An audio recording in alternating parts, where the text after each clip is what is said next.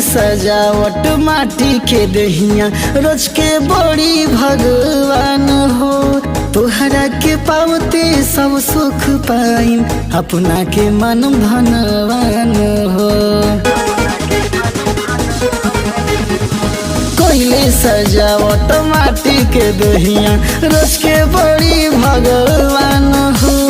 तोहरा के पावते सब सुख पाइन अपना के मन धनवान हो। हमरा के जन ठुकरई हो तू बन जाई साधु हो।